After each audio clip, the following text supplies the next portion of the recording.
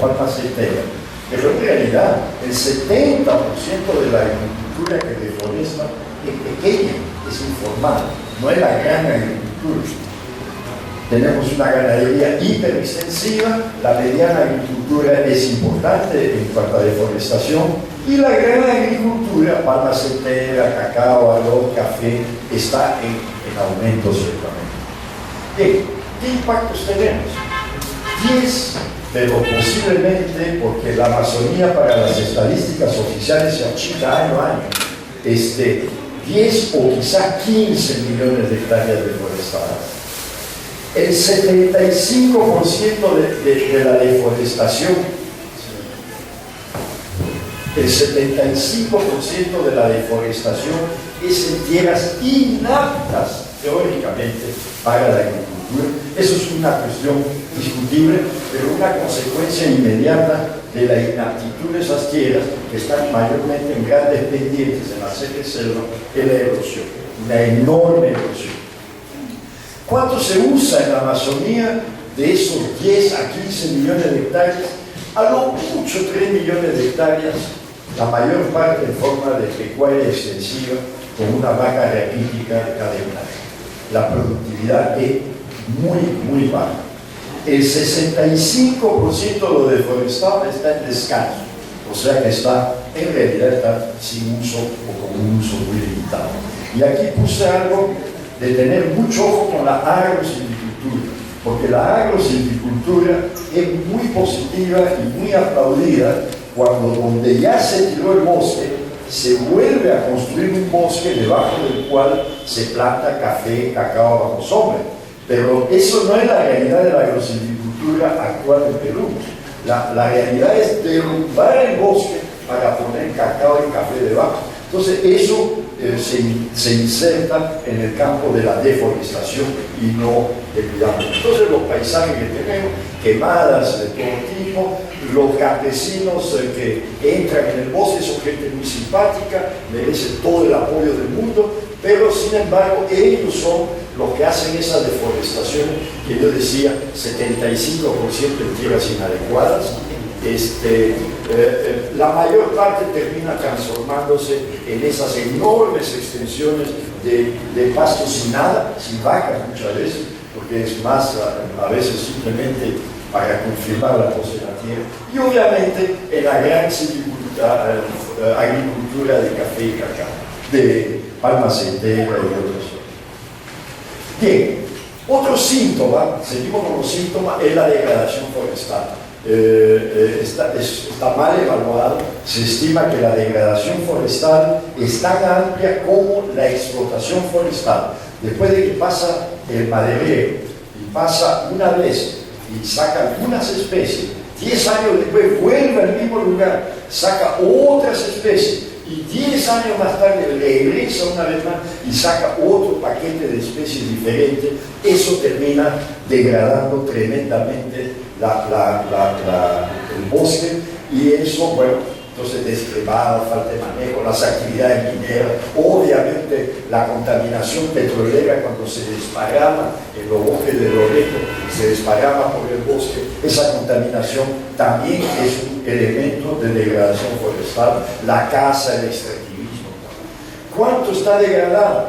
Posiblemente 50% de los bosques que quedan en el Perú ya están degradados, lo que significa que retienen menos carbono, lo que significa que ya no tienen el contexto biológico que tenían al comienzo. Mayor propensión al fuego, emisiones de CO2, bueno, la explotación maderera ilegal o legal también, porque se hace sin manejo, los aceraderos que tiran todos los residuos al río, todo eso es parte de la degradación forestal.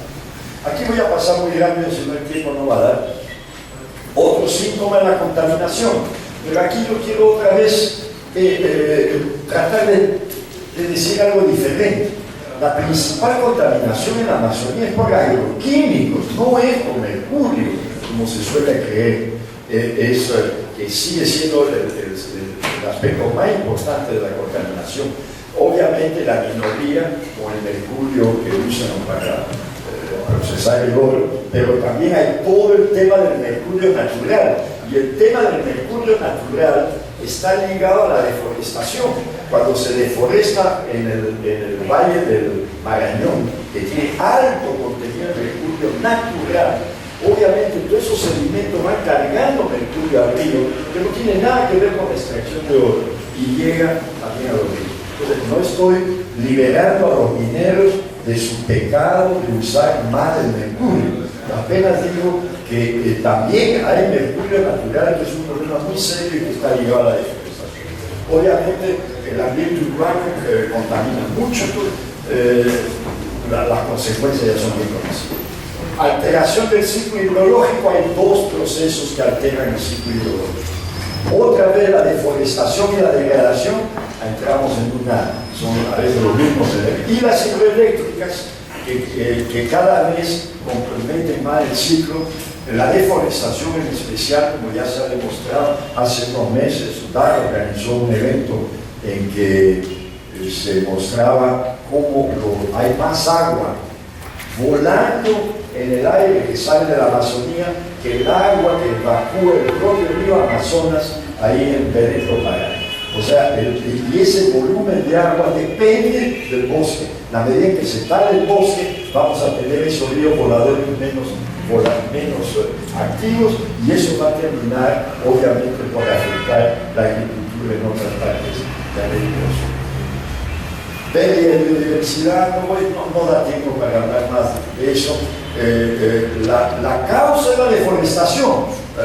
Hay gente que cree que es la caza. No, la caza es malo cuando se hace inadecuadamente, pero no es la principal causa del problema de la explotación forestal, sin duda que lo es. La pesca, la caza, la invasión de especies exóticas, la manía de liberar tilapias y peces de otra parte del mundo en la Amazonía es una de las causas de destrucción de especies. Hay el caso de la charapa, del cedro caoba, el podocarpus, el romerío, que dominaba completamente las selvas de Amazonas y del norte de Loreto, ha desaparecido comercialmente.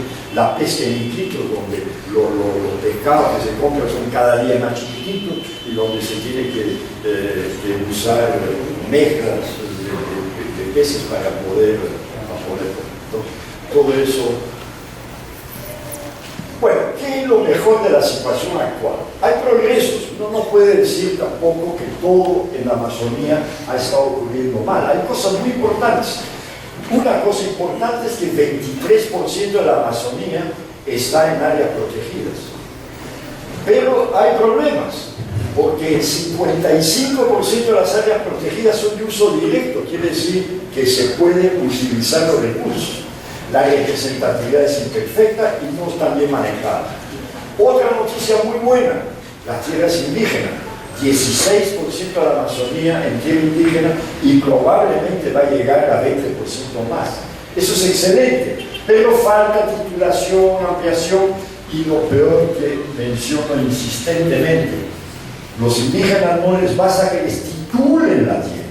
Hay que darle el apoyo para poder usar adecuadamente ese recurso que a veces de tamaños muy grandes se les otorga. Y no hay ningún mecanismo de apoyo para los pueblos indígenas.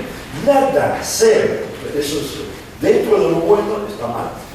Oiga, opciones técnicas y agronómicas tenemos todas.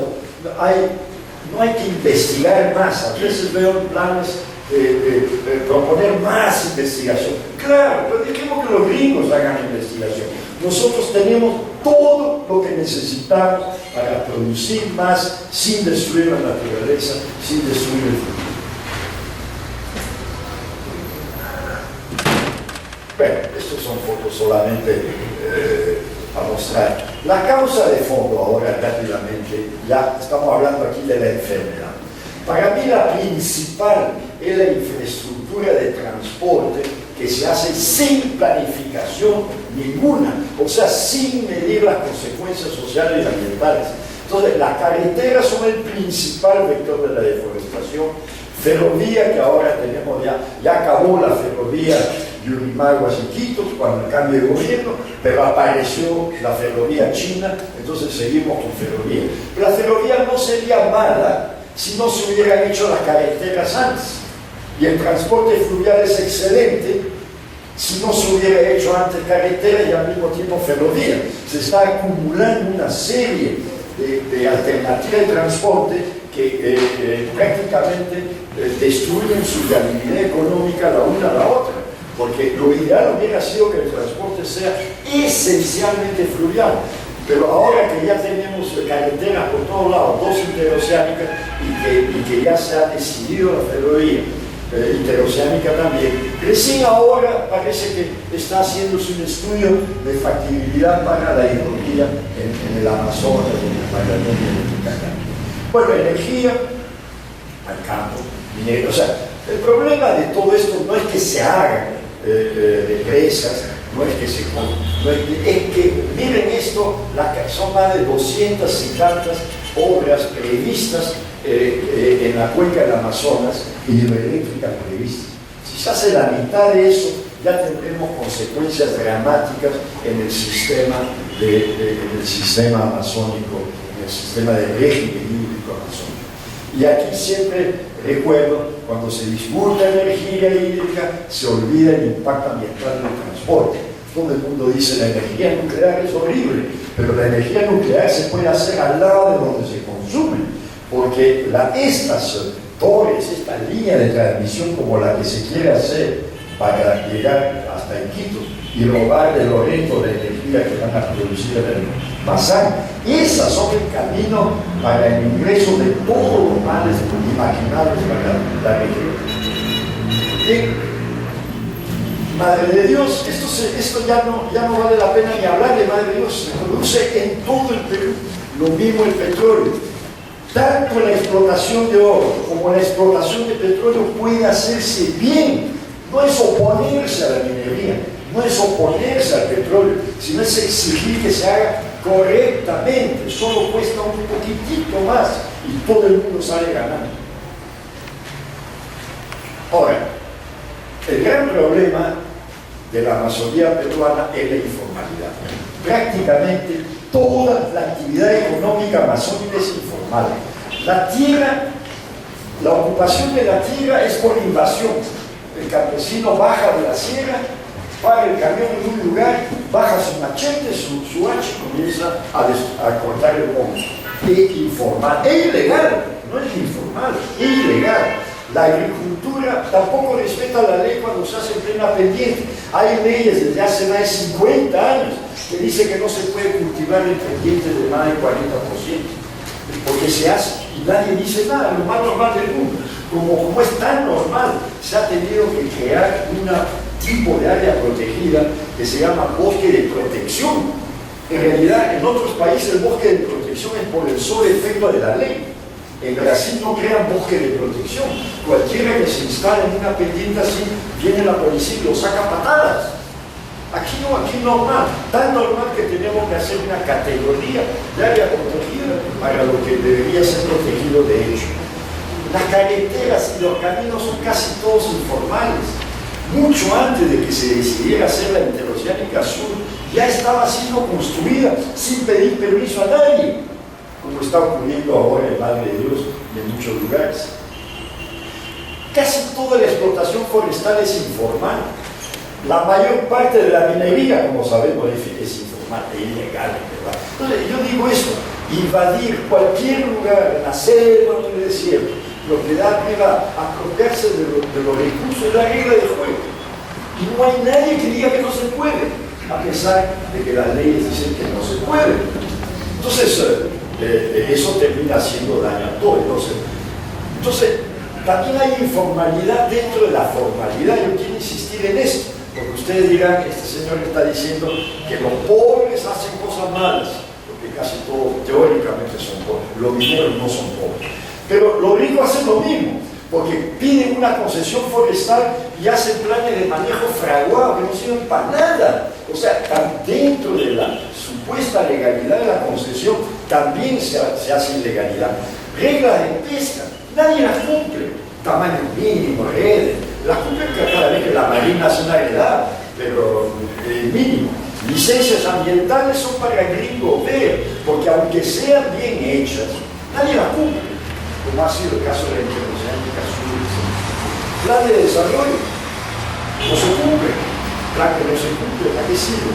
Palma Aceitera y Cacao están burlando el reglamento de clasificación de tierra para aparentemente hacer algo legal, pero en el fondo, si se analiza correctamente, están haciendo algo legal. Entonces, aquí hay un remedio automático para mejorar en un 80% la calidad de desarrollo de las tareas de cultura. La ley dice todo. No hay que inventar nada, solo hay que cumplir la ley, ni siquiera hay que hacer planes. El problema es que la ley debe ser igual para todos, para los ricos, también para los pobres. Esto es esta caricatura de la minería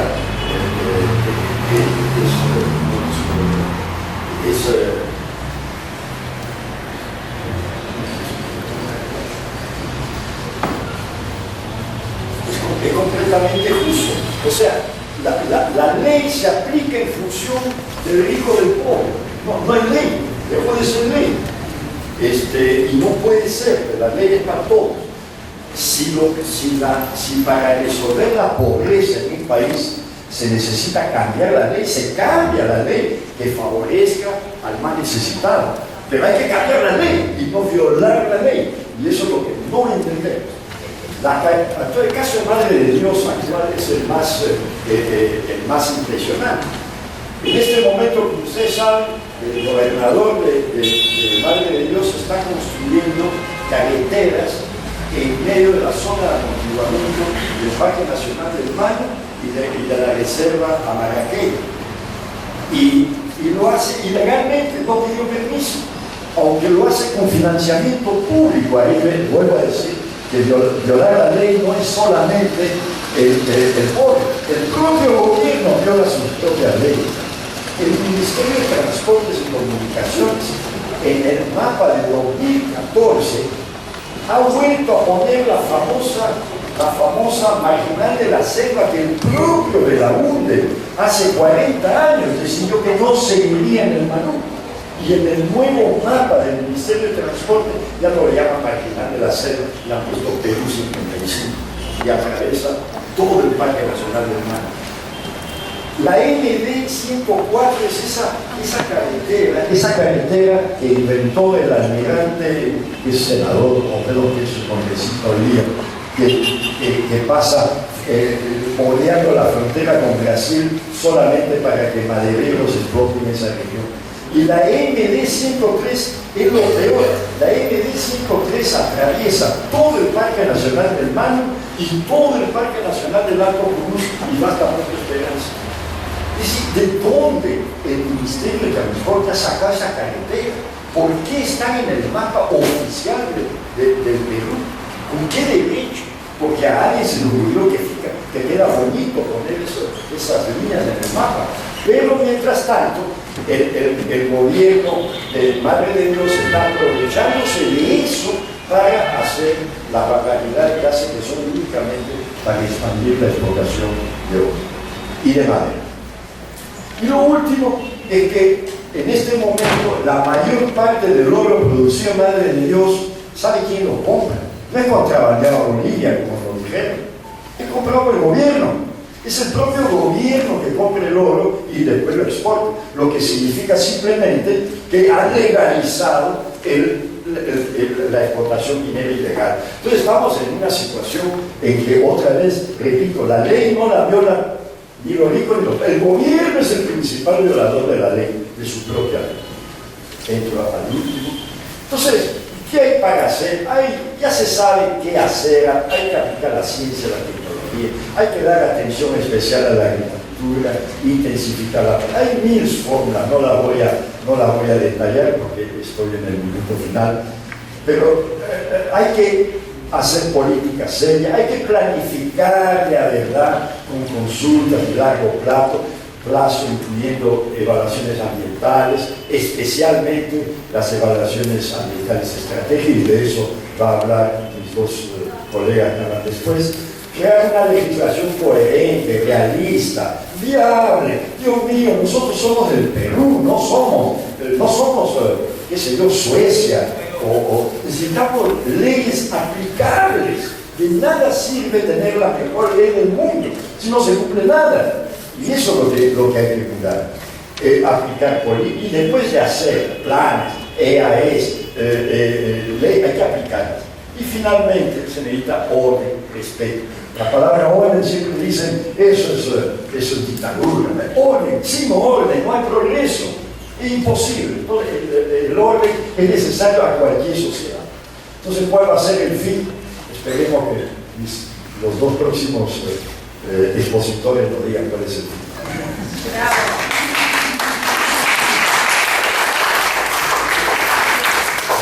Muchas gracias, Marc. Sin lugar a dudas, el escenario que nos plantea y que se nos viene puede resultar sombrío, pero a la vez es desafiante, ¿no es cierto?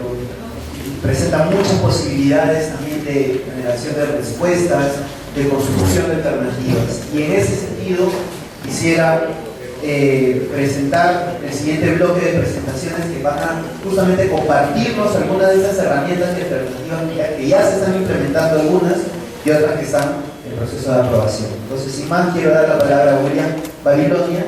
Él es actualmente encargado de planeamiento estratégico en la Gerencia Regional de Planeamiento del Gobierno Regional de Loreno.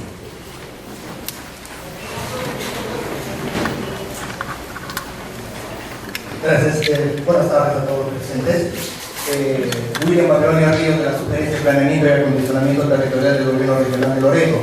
En esa oportunidad, poco para presentar alcances de la experiencia de lo que ha sido la formulación de la evaluación ambiental estratégica al Plan Regional de Desarrollo Concertado.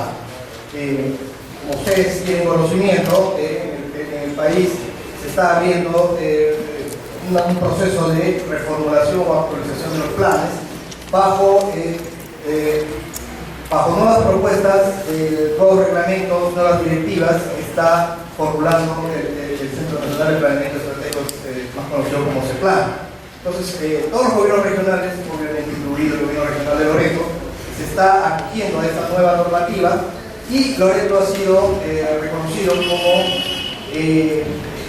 región piloto en el proceso de reformulación de su planeamiento estratégico. Hemos querido dejar la oportunidad, obviamente, para que en este proceso de actualización nos acompañe la formulación de la evaluación ambiental estratégica.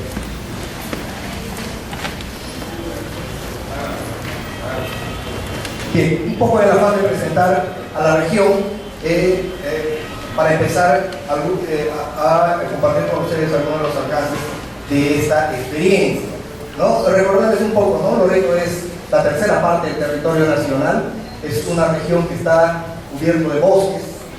Cuando uno tiene la oportunidad de viajar por vía aérea, puede notar prácticamente una alfombra verde al paso que uno va dando en la medida que se va trasladando. Su territorio básicamente está atravesado por ríos, por los ríos, creo yo, si te puedo equivocar, de los ríos más importantes del país. Gran parte del agua dulce de nuestro país se almacena en esta región. A ver, Loreto recoge el 55% de los bosques del Perú dentro de su ámbito jurisdiccional, ¿no? Menos del 3% a la fecha ha tenido problemas de deforestación. No obstante, a pesar de que Mari ha hecho relevancia de que algunas actividades han venido degradando el bosque, bueno, Loreto no es ajeno, pero en comparación con otros departamentos, gran parte de su biodiversidad y de sus bosques se mantienen todavía conservados. 5 millones de hectáreas de pantanos, ¿no? Ya les había referido que gran parte del territorio está cubierto también de agua.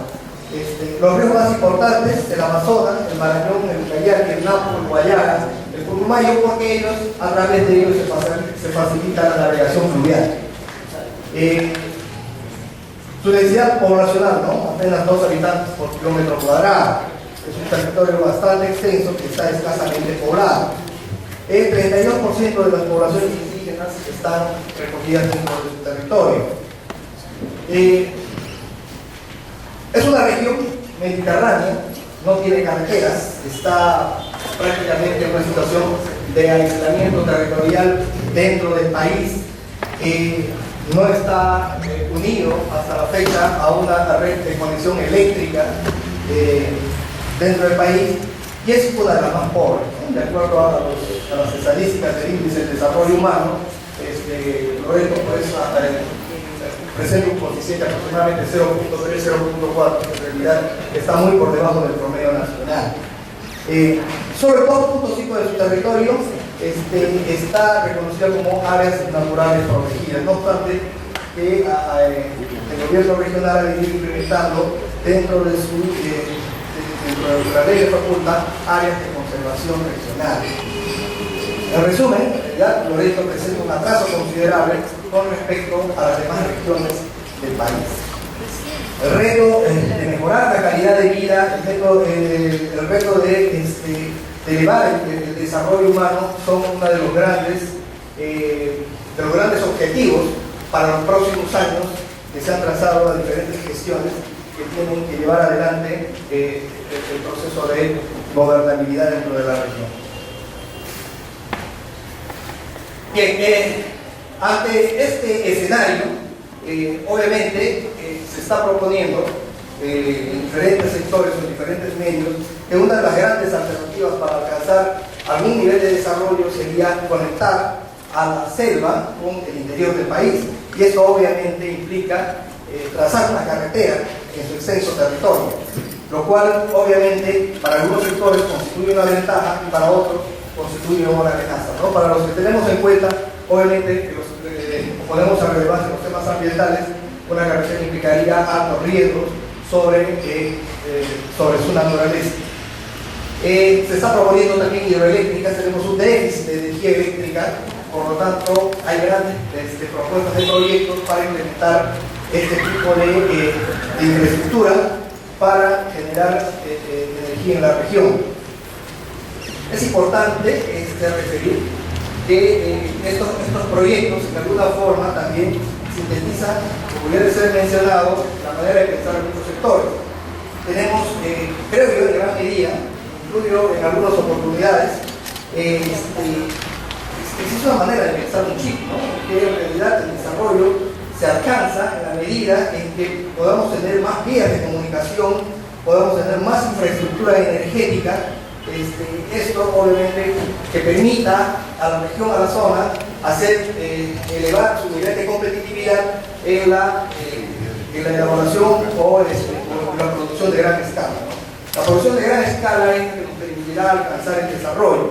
Obviamente este tipo de modelo pro-occidental de desarrollo contraviene contra la conservación básicamente de los recursos naturales. En nuestros planes de desarrollo muchas veces se menciona que la biodiversidad y nuestros bosques constituyen una fortaleza, pero en realidad no se menciona, o por lo menos falta desarrollar esos temas, en qué medida vamos a poder poner en valor estos recursos naturales, porque su conservación nos tiene que ayudar a generar también los recursos que ayuden a satisfacer las necesidades de la población.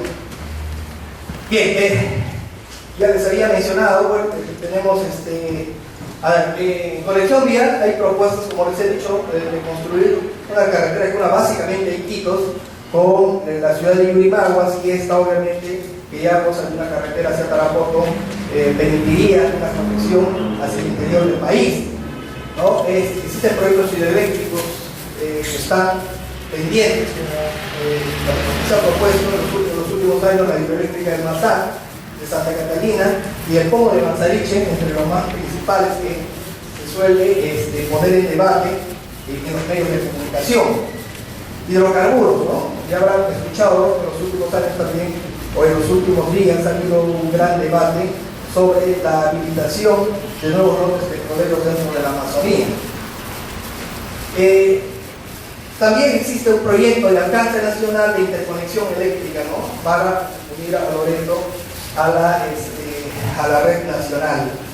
En agricultura, 8.300 hectáreas otorgadas actualmente para el cultivo de palma aceitera. El monocultivo se vuelve en realidad una de las actividades que en los últimos años ha sido muy impulsada, y que obviamente eso también tiene efectos negativos sobre la conservación de los bosques y del medio ambiente.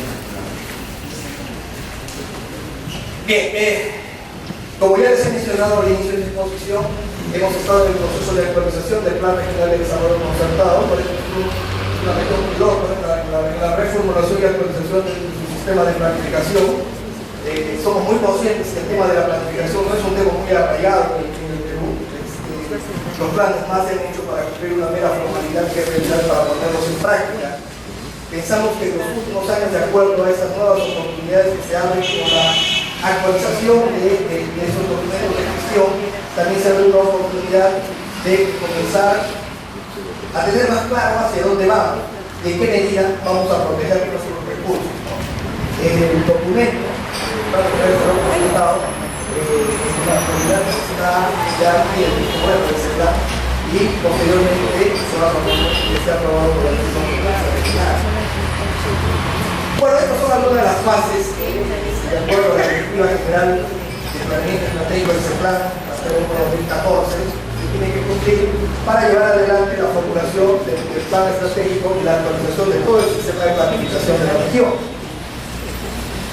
En la actualidad nos encontramos formulando nuestro plan estratégico institucional, que es la segunda fase del proceso de planificación. El Plan Regional de Desarrollo Concertado está formulado básicamente en base a la fase del análisis prospectivo y a la fase estratégica, ¿no? El Plan Estratégico Institucional se recoge en las prioridades que establece el Plan Regional de Desarrollo Concertado. Bueno, hay una cuarta fase, que es la fase también de seguimiento y evaluación, ¿no? Que próximamente se va a implementar en la región, ¿no? Estos son algunos de los contenidos que sintetizan el documento del Plan Regional de Desarrollo. Bien, la evaluación ambiental, ¿no? La evaluación ambiental estratégica que se ha formulado de acuerdo o que ha acompañado en paralelo a la formulación del Plan Regional de Desarrollo Concertado es una de las primeras que se ha realizado en el Perú. Por lo menos al Plan Regional de Desarrollo Concertado, ¿no? O a los planes de desarrollo, ¿no? Por lo menos el que le sabe, no conocemos si alguna otra región ha formulado una evaluación estratégica a su plan de desarrollo. Bueno, se estableció un convenio marco de cooperación interinstitucional entre el Gobierno Regional de Loreto y el Derecho Ambiente y Recursos Naturales, que ha sido el ente cooperante que nos ha apoyado en el proceso de actualización de nuestros planes. El Gobierno Regional de Loreto hizo un anuncio público de actualización de su plan en diciembre del 2013, ¿no? Se formularon los términos de referencia para la formulación de la EAE, las cuales han sido aprobados por el Ministerio del Ambiente. Se generó un concurso público para determinar una buena prueba a quién debería llevar adelante el proceso de formulación de la evaluación ambiental estratégica, ¿no? Ganó la empresa Infraeco, que es la que se encargó de formular este plan. Los consultores de Infraeco obviamente han venido trabajando en simultáneo con los técnicos del gobierno regional para fortalecer los contenidos, ya sea de la evaluación ambiental y asimismo como del plan de desarrollo. Es decir, ha sido un proceso de retroalimentación. Muchos de los contenidos de la evaluación ambiental estratégica han sido recogidos en el Plan Regional de Desarrollo Concertado. Se conformó un equipo consultivo entre técnicos del Ministerio del Ambiente, el Gobierno Regional y Derecho Ambiente y Recursos Naturales. ¿Cuáles son los objetivos de la evaluación ambiental, ¿no? A ver, es propiciar la identificación de criterios para la creación de indicadores claves para un monitoreo ambiental efectivo, ¿no? Muchos de los indicadores que ahí se proponen dentro de la evaluación también han sido recogidos dentro del Plan Regional de Desarrollo, ¿no? Nos permitió identificar las limitaciones y potencialidades socioambientales en la región. Se identificaron impactos acumulativos, un conjunto de proyectos a implementarse dentro de la Amazonía obviamente implican impactos. Obras en simultáneo implican impactos. Entonces, nos ha permitido construir escenarios que nos permitan determinar cuál sería la situación ante la implementación de estos proyectos y contribuir con la sostenibilidad de los programas y proyectos del plan de desarrollo. Es decir, de alguna forma, con la formulación de la evaluación ambiental, lo que se busca es mitigar o reducir los impactos, los posibles impactos de grandes obras de infraestructura que se puedan hacer.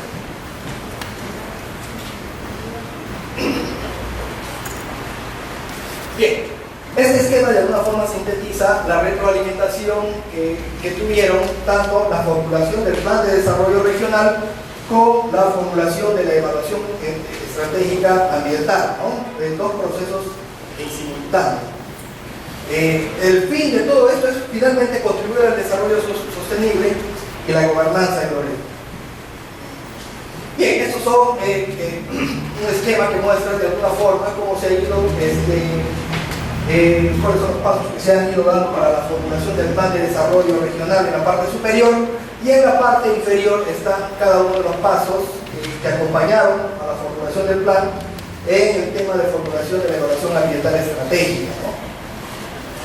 Tenemos ahí en la parte de la EAE, dice determinación del alcance de la evaluación ambiental, determinamos cuál iba a ser el alcance, se definieron 5 aspectos claves sobre los cuales se iba a calificar los posibles impactos del proyecto del plan de desarrollo, y estos tomaban en cuenta recursos hídricos, recursos pesqueros, diversidad, bosques e identidad cultural de los municipales.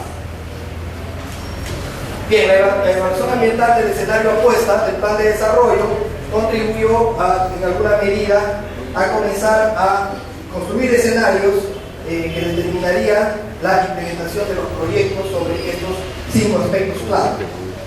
Evaluación de efectos acumulativos y programas de gestión socioambiental fue el resultado de todo el proceso.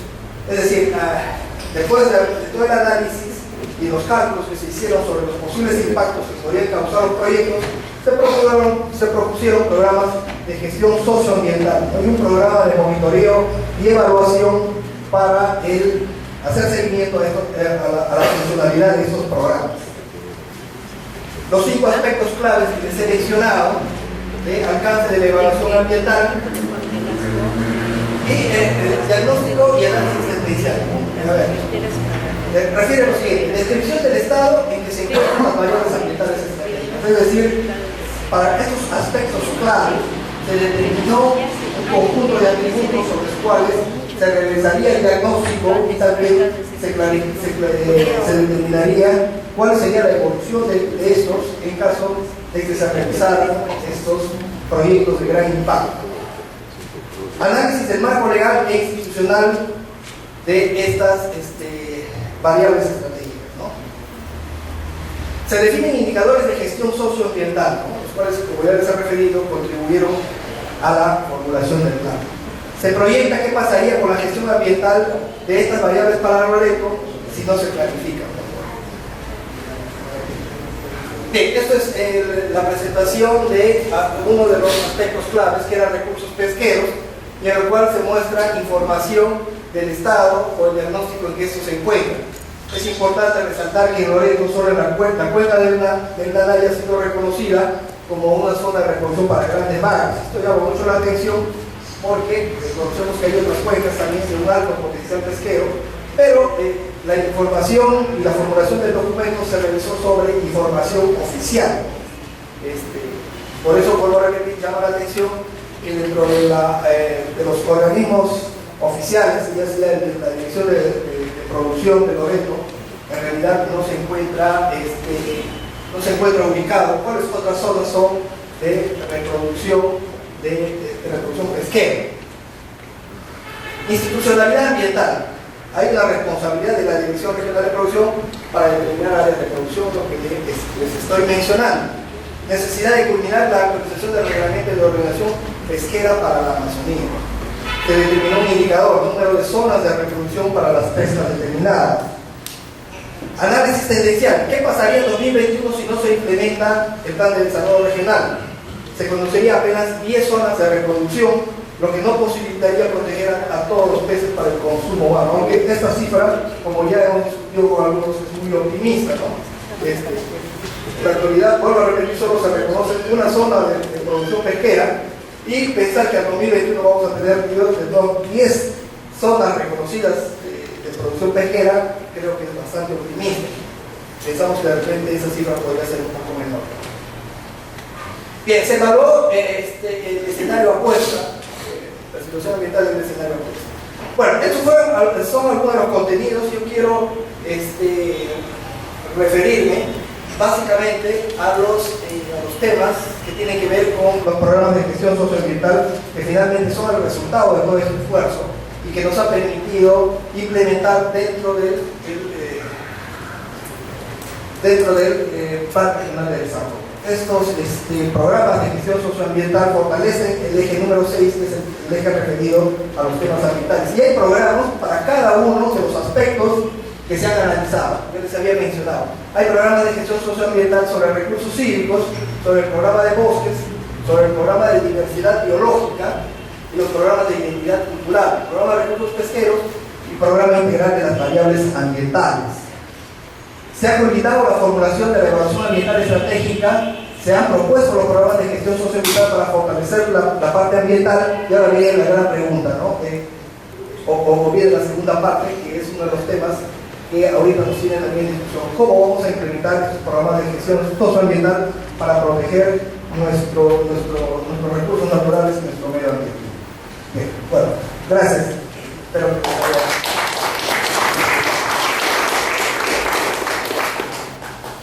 Gracias, William. Para continuar con las presentaciones, la idea en este momento es poder conocer una alternativa más, una propuesta más de herramienta para enfrentar los escenarios que Marta nos comentaba. Una herramienta que permita planificar, identificando elementos que se motivan con la realidad de las zonas, ampliando canales de participación, que se construyan con la gente y que busquen pues, progresivamente, utilizando los caminos institucionales reconocidos, implementados o aprobados. En ese sentido, quiero dar la palabra a José Jaime Catinga. Él es subjefe de la organización indígena Comaru, Consejo Machiel del Río Urubamba, que nos va a hacer una presentación sobre la propuesta del programa de desarrollo y mitigación para la cuenca del Río Urubamba.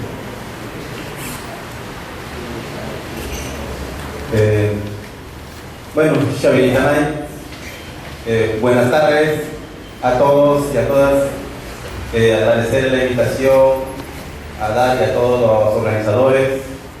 Mi nombre es José Jaime Catinga Calisto, soy el subjefe del Consejo Machillenga del Río Urubamba Comaru, que agrupa a 34 comunidades nativas en la cuenca del Urubamba, que son machillengas, ayánicas, caquites, nantinahua y los hermanos Gines Yang. Bueno, voy a hacer la presentación. El programa de desarrollo y mitigación de impacto en la cuenca del río Urubamba, que nosotros venimos trabajando. Como bien saben, es cierto, en la cuenca del Urubamba existen los grandes más conocidos, y actualmente tenemos 4 bloques de hidrocarburos, ¿no? Que ahí tenemos, como ven ahí en la mapa, ¿no? Entonces, que son más importantes del país del proyecto del gas de Camisea. En ese sentido también tenemos también ahí, como apreciarán en la diapositiva, ¿no? El lote 56, 88 y con Plus Petrol, y el lote 58 es que era Petrogas, y ahora está la compañía nacional petrolera china, que también hace poco está ingresando por ahí, y con el 56 de Repsol, ¿no? Como verán, y también tenemos 2 transportadoras del Perú, como es TGP Coga y el Gasoducto Sur Peruano Odebrecht, ¿no? Entonces es el trabajo que estamos realizando, como ustedes apreciarán, todos los trabajos ahí en la cuenca de Urubamba. Hay, bueno, todo lo que trabajamos, ¿no? Estamos en Puerto Mañana también. No solamente es eso, sino también, a pesar de los últimos 10 años que se ha trabajado, también tenemos, hay muchas exploraciones también, ¿no? Se han aumentado muchas exploraciones de actividades en la cuenca de Urubamba, que sigue ahora trabajando CNPC, ¿no? Y sin embargo, no solo hay gas, Ahí tenemos dos santuarios, la del santuario de Megantoni, ¿no? Y la reserva comunal Machillenga, que tenemos dos reservas grandes también ahí en la cuenca que venimos trabajando. Sin embargo, también hay esas áreas naturales protegidas, como ven ahí, ¿no? El Santuario Nacional Megantoni y la Reserva Comunal Machillenga, ¿no? En esa, ahí está la reserva. Y no solo es eso, también estamos, también tenemos una reserva para los hermanos de la Reserva Cooperativa Territorial Nahua, donde de contacto inicial. Entonces también ahí está dentro de Urubamba que venimos trabajando. Y también tenemos, estamos cerca al mano del Parque Nacional Otishi. Bueno, esos son todos, que también ahí está, ¿no? Y la Reserva Comunal Ashani. Y bueno, siempre hemos vivido en paz sin problemas, pero en los últimos 20 años la necesidad de gas nos ha puesto en una situación delicada, ¿no? Sin embargo, también vale decirlo que tenemos el 78% de distribución crónica en la cuenca del Urubamba, ¿no? Según los datos del Ministerio de Salud. Y no estamos siendo beneficiados por la explotación de gas. Y también tenemos que recordar los antecedentes entre el 2002 y al 2008. El Banco Interamericano de Desarrollo entregó unos préstamos para la elaboración de un plan de desarrollo para la cuenca de Urubamba, y esto no se realizó, ¿no? Es un lamentable también eso que tenemos que dar a conocer. Y al mismo BID hizo que el Estado peruano firme los 21 compromisos, ¿no? Como usted verá.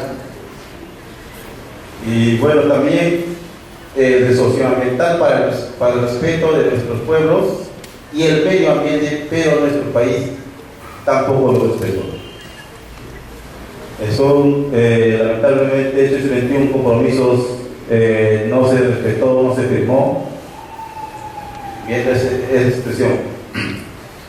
Entonces, ¿qué hacemos como Comado? Nosotros como Comado, que venimos trabajando a favor de la indígena del país, ¿no? En este escenario, junto al Derecho al Ambiente y Recursos Naturales y el Gobierno Regional Cusco, elaboramos una propuesta de programa de desarrollo y que ayude a mitigar los impactos de la explotación del gas.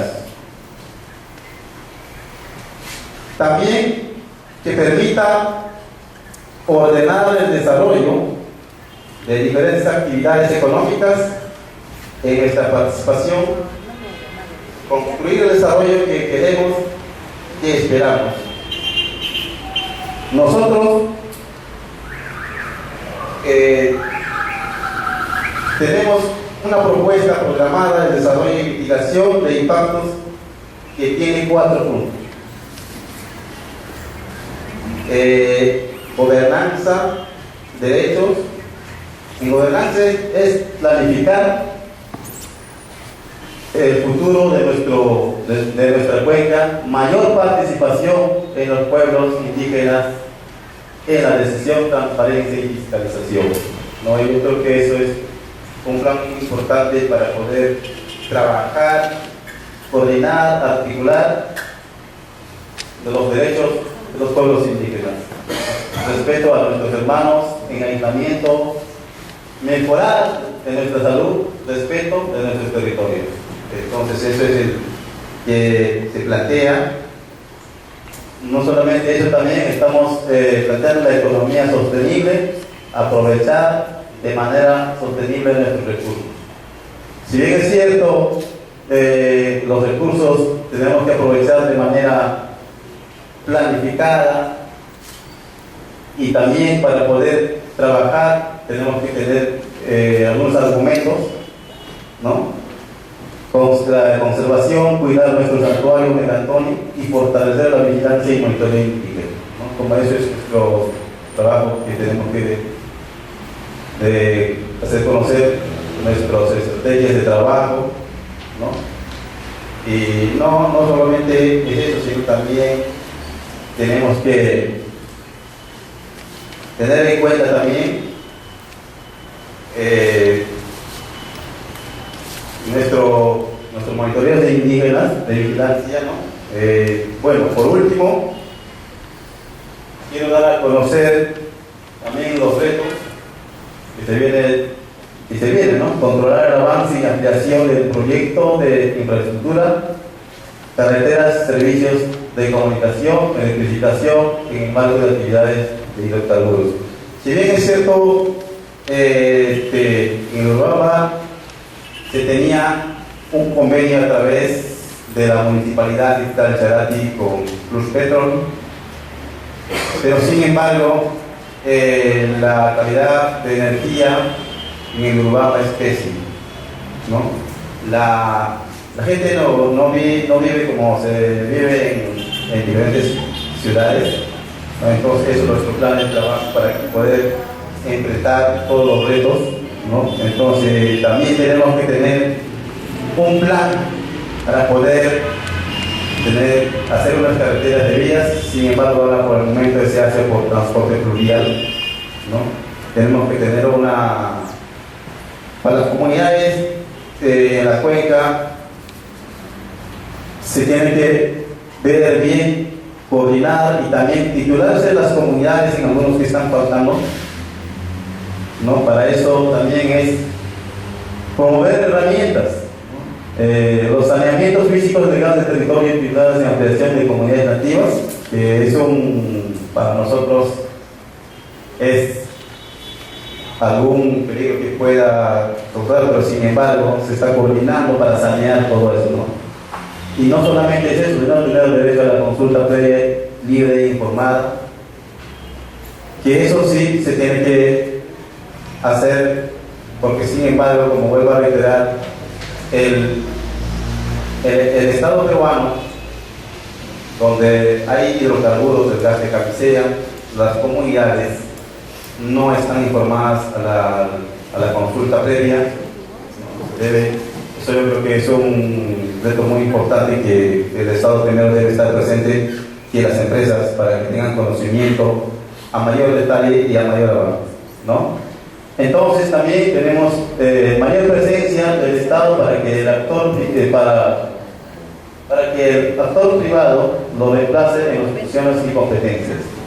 Eso creo que es muy importante, como lo mencionaba antes, ¿no? El Estado debe estar primero ahí. Sin embargo, el Estado no está presente, ¿no? Son las empresas que están primero, porque como vuelvo a reiterar, mencionaban antes que hay pozos más que se están explorando, 12 pozos exploratorios que está haciendo la compañía nacional petrolera china, que están trabajando ahorita recién en exploración.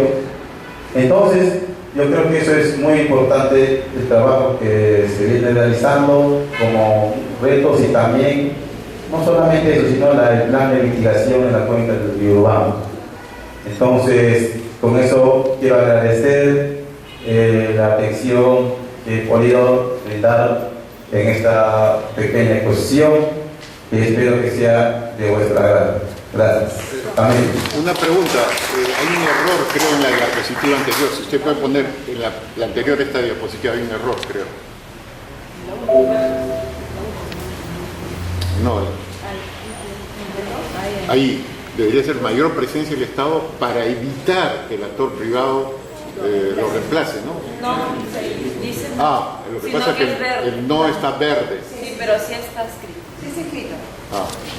El no se ve. Gracias. El no está verde, por eso. Un aplauso para la aclarada la precisión, agradecemos al hermano porque es un esfuerzo que la organización viene empujando ya hace varios años, ¿no? Como él mismo ha detallado, el contexto de la cuenca del Urubamba es muy particular, a pesar de que entrega cantidades ingestas de hidrocarburos al país, sostiene la matriz energética y desembolsa grandes cantidades de canon, y la situación socioambiental en la zona es delicada, ¿no? Altos índices de nutrición, él mismo lo ha comentado. Y este esfuerzo que ellos vienen empujando con el gobierno regional de Cusco, por momentos avanza, por otros momentos se bloquea, porque cambian autoridades, falta de decisión política, y estos espacios sirven para las organizaciones para poder hacer incidencia y conseguir respaldo para que estos instrumentos puedan aprobarse. Entonces, sin más, quisiera abrir la última parte de la mesa que implica o incluye unas reflexiones generales a partir de las dos propuestas presentadas. Entonces, la primera intervención va a estar a cargo de Frederica Barclay. Ella es parte del equipo del Centro de Políticas Públicas y Derechos Humanos Perú Equidad. Gracias Diego por la invitación. Es un poco complicado comentar las dos ponencias, más bien los dos instrumentos, porque se trata de dos instrumentos bien distintos. Creo que es que los dos casos representan esfuerzos importantes por hacer una vigilancia de lo que hacen los gobiernos regionales, locales. Estoy completamente de acuerdo con el diagnóstico que hizo Martín Royani al comienzo, y la pregunta es si es que estos instrumentos nos permiten evitar algunos cerrar el paso a algunos de estos síntomas, riesgos y problemas que existen actualmente, en particular en la región amazónica. Creo que la informalidad, como lo ha señalado, es uno de los problemas centrales, pero yo diría que es no solo la informalidad. Él ha puesto el acento no solo en los particulares, sino también la informalidad por parte de las autoridades, sino yo quisiera entrar a una dinámica un poco perversa que existe entre el sector privado, sean empresas o sean individuos con recursos a escala distinta, o sea el Estado, y es esta dinámica perversa de los hechos consumados. Es un enfoque que hemos estado trabajando en Perú Equidad para tratar de identificar la manera en que, a partir de una informalidad en particular, inmediatamente el Estado responde diciendo: como ya está así, entonces sigamos adelante, ¿no? Y de esto uno puede encontrar numerosísimos ejemplos, tanto en Loreto como en Cusco, que es de las regiones que estamos hablando, como en el resto de la región amazónica. Y también encontramos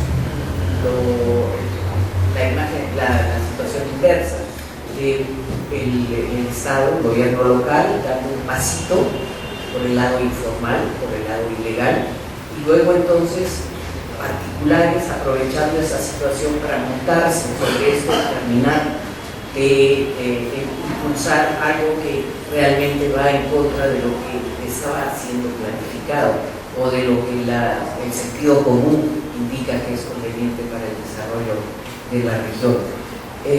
Ejemplos de estos hay numerosísimos, carreteras que se comienzan de manera formal, como en la región del Cusco, con fondos del CANA, el municipio haciendo pequeños tramitos que dicen, sí, son para que la gente pueda transitar y sacar un poquito su cacao, que cuando uno se descuida ya se conectaron entre sí, ya se convirtieron en rutas de acceso para colonos que terminan, digamos, pavimentando el camino para esta carretera a la que se refería Marco Llano y la P55, que no tiene ningún sentido como plan pendiente del país. El camino inverso también es posible, los particulares empezando una acción, por ejemplo, las misiones dominicas, invitando al municipio de Charate a dar DNIs a los renantes que viven en la reserva Ibapacorinagua, y cuando el gobierno central toma nota de lo que está pasando, dice, bueno, como ya salieron, que terminen de sacar su DNI, sin pensar en las consecuencias que esto puede tener, en este caso, con relación a la salud de las personas. Entonces, esto por el lado de confirmar, digamos, de señalar que coincido completamente con el diagnóstico de Marco Llano.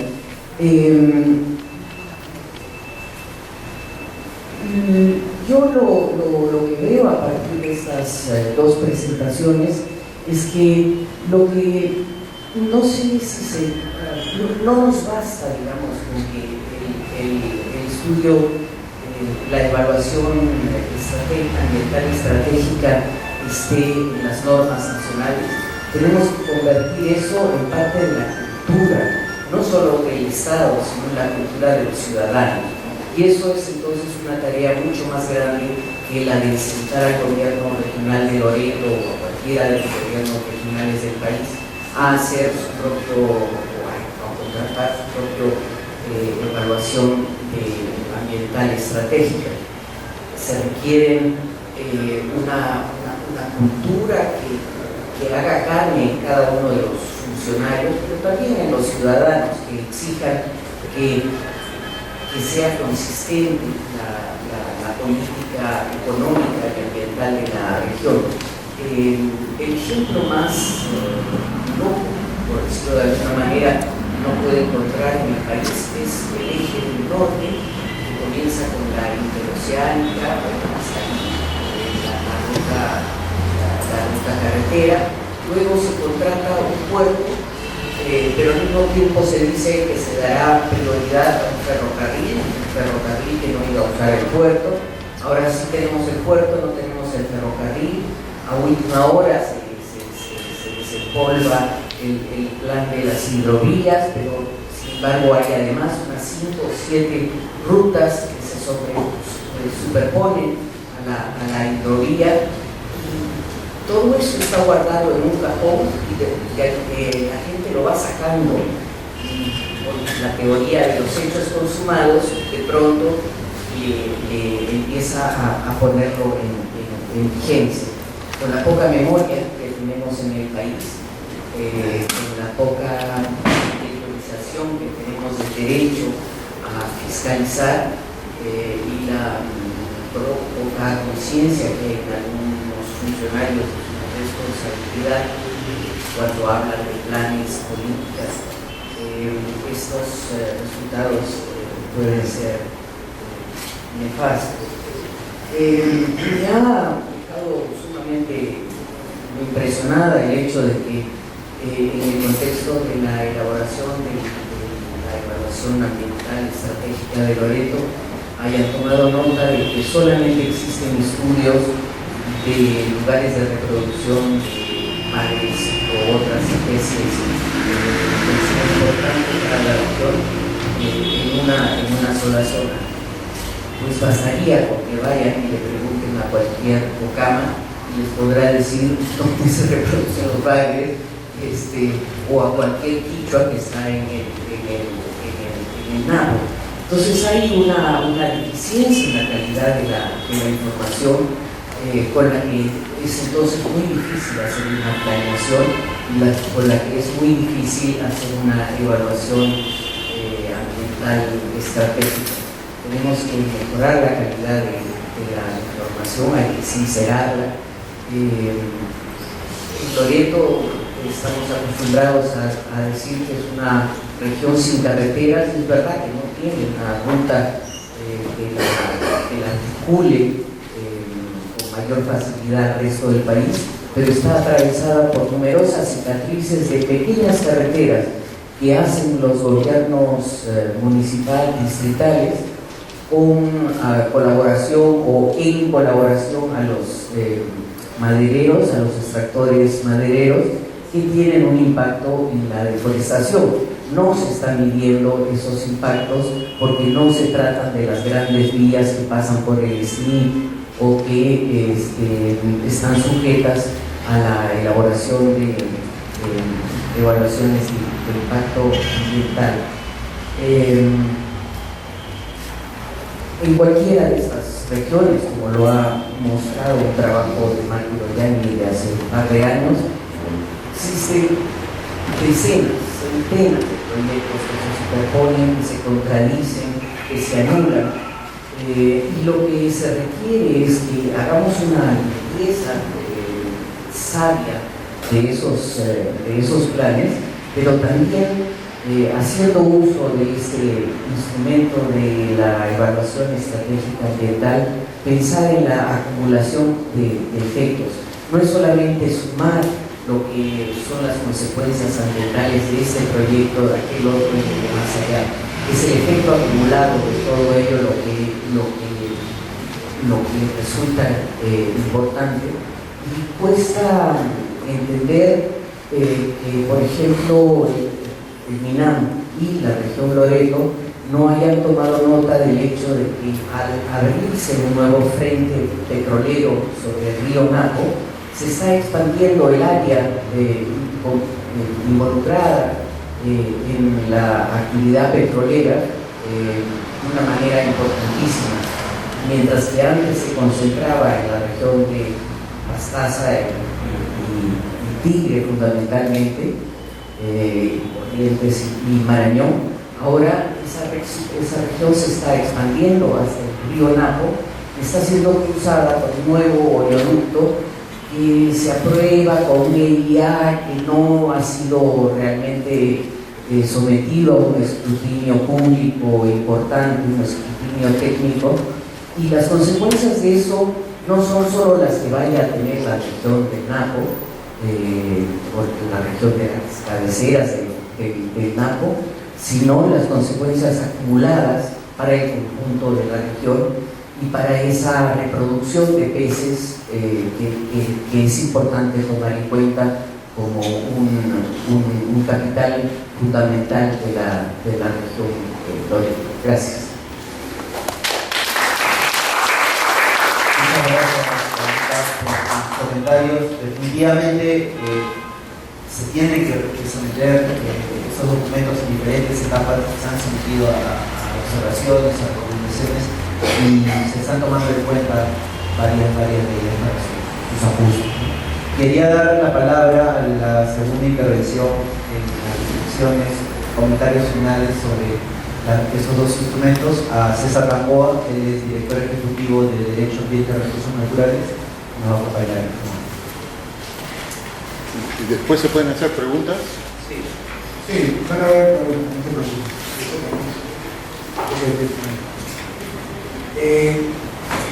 De hecho, voy a empezar a decir breve, porque creo que las preguntas son lo más importantes, el debate, más que estar escuchando quizás ideas que ya han sido tocadas, ¿no? Pero yo sí quería darles un testimonio de parte, ¿no? De hecho, mi organización está involucrada en este proceso, trabajando con Comar, el programa de mitigación, y trabajando con el gobierno regional de Loreto y la sociedad civil loretana, la evaluación ambiental estratégica. Y esto es una apuesta política, es una apuesta en el sentido de, frente a una serie de cambios que estamos viendo en la Amazonía, que no se reducen a Loreto o a Cusco, se reducen a la cuenca, ¿no?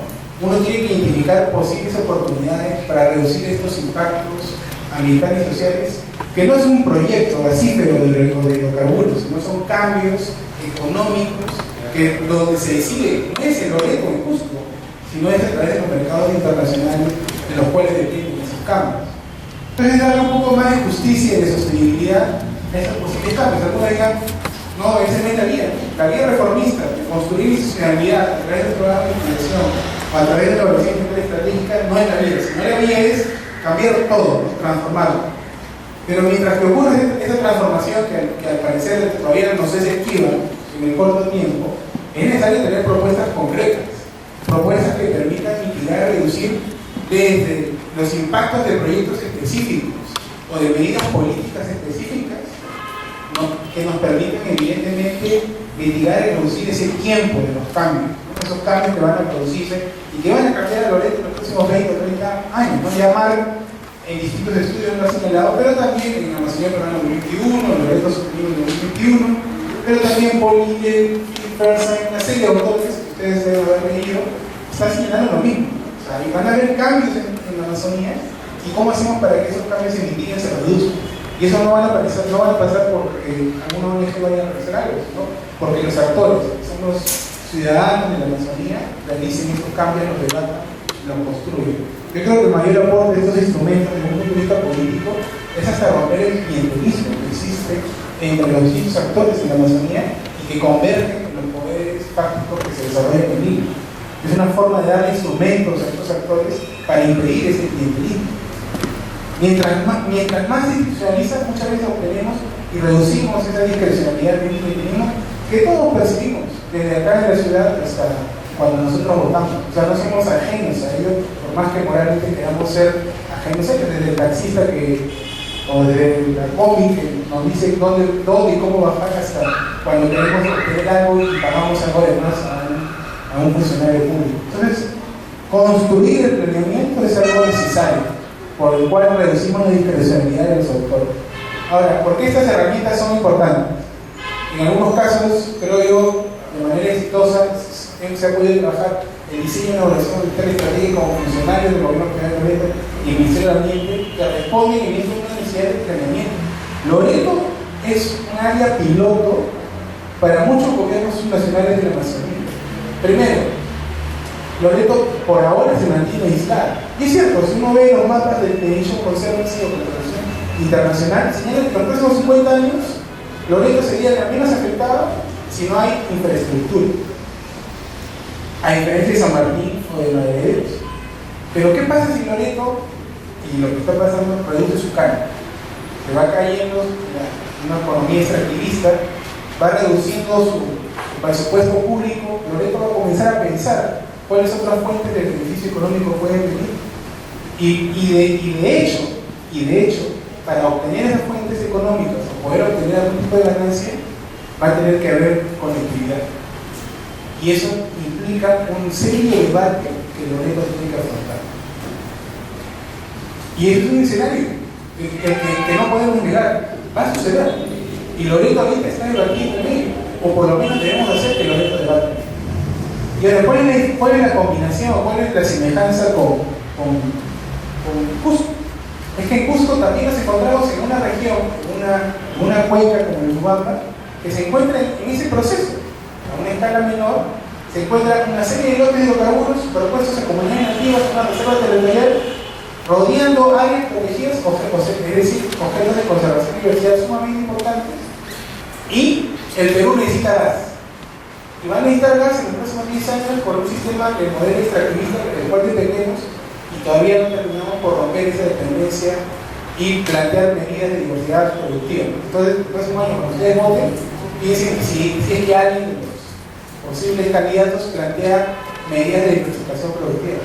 Pero volviendo al caso de Urubamba, nuevamente se van a plantear la opción de construir con más ductos y con ello la necesidad de otra conectividad y de romper, no diría el aislamiento de Urubamba, pero por lo menos abrir esos bosques que todavía se mantienen protegidos. Entonces, y lo más irónico del asunto es que los mismos operadores que han estado en Cusco, Petrol, también se encontraban en Loreto teniendo prácticas totalmente diferentes en muchas ocasiones o en muchas operaciones. Entonces, hay muchas semejanzas que aprender en cuanto a estas dos regiones, ¿no? Y la idea de la evaluación ambiental estratégica o del programa de mitigación de impacto que se trabajó con Comayo era plantear estas alternativas. O sea, desde la crítica de estos actores de la sociedad civil para plantear propuestas concretas de cómo, por lo menos lo que nosotros pensamos es transformar la inversión insostenible a sostenible, o establecer condiciones y parámetros para que esa inversión sea sostenible. Ahora ustedes dirán, bueno, sí, eso es una utopía, este instrumento no se va a cumplir, no es vinculante, va a ser un papel, va a ser un documento, o en el caso del programa de inversión va a ser algo interpretado, un libro. Ciertamente, puede ser así y es un riesgo. Depende de nosotros cómo transformamos ese instrumento, pero lo cierto es que es una oportunidad. Si ustedes encuentran otra, bienvenida.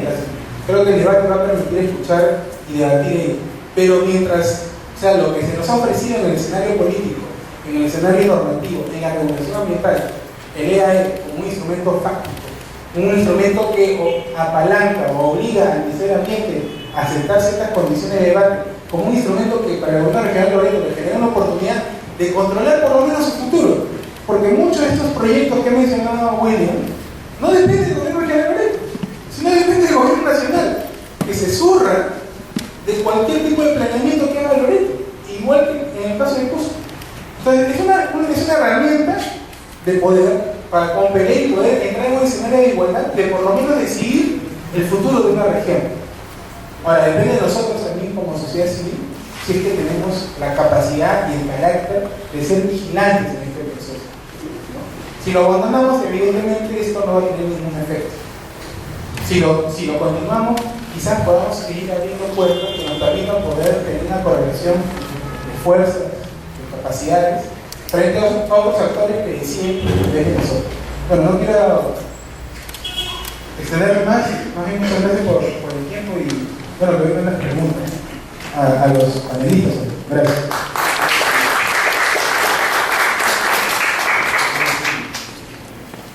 Vamos a abrir una ronda. Bueno, saben que este espacio, que es un espacio de la sociedad civil, son mesas paralelas, tenemos aquí tiempos determinados para el uso de las salas. Entonces vamos a abrir una ronda de preguntas, vamos a tratar de recoger lo que podamos y vamos a cerrar con unas intervenciones de 2 a 3 minutos por cada uno de nuestros invitados. Entonces vamos a ver, comenzamos con el señor que ya había levantado la manita en el micrófono y de ahí pasamos. En primer lugar, muchas gracias por la oportunidad que me dan de hacer preguntas y eventualmente hacer lo más breve comentario. Agradezco a los expositores porque nos han enseñado. Lamento no haber estado cuando ha hablado el profesor Zoyani. Y lo que quería decir son fundamentalmente 2 puntos. El primero es que los peruanos tenemos que aprender a ver el Perú desde el punto de vista peruano. Y en segundo lugar, tenemos que cuidar nuestras riquezas en función del valor que estas tienen.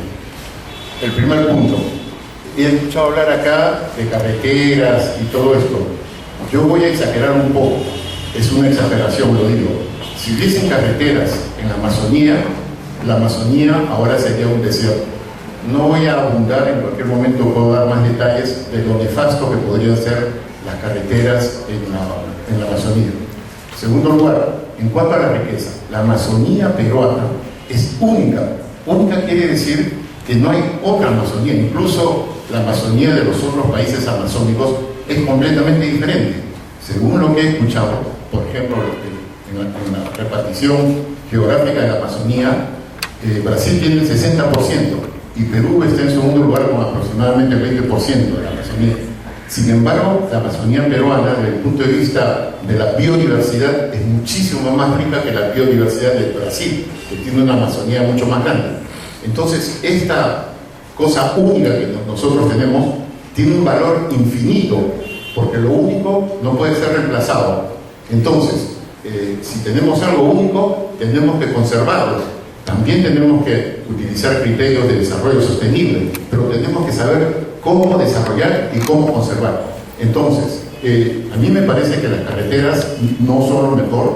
En lugar de eso se podrían proponer hidrovías, se debería proponer eventualmente un ferrocarril. No solo voy a ver el ferrocarril, pero es un mal menor con respecto a las carreteras. Y tenemos que también hacer lo que se llama el transporte intermodal, ¿no? Utilizar la vía aérea. Por ejemplo, en otros países, el Estado, que tiene que conservar sus riquezas, las regiones que tienen que apoyar, ellos deberían subsidiar los vuelos aéreos.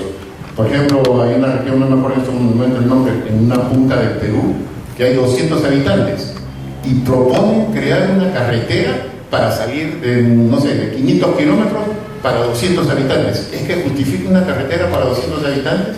Sabemos que las carreteras son llamadas el espinazo del diablo.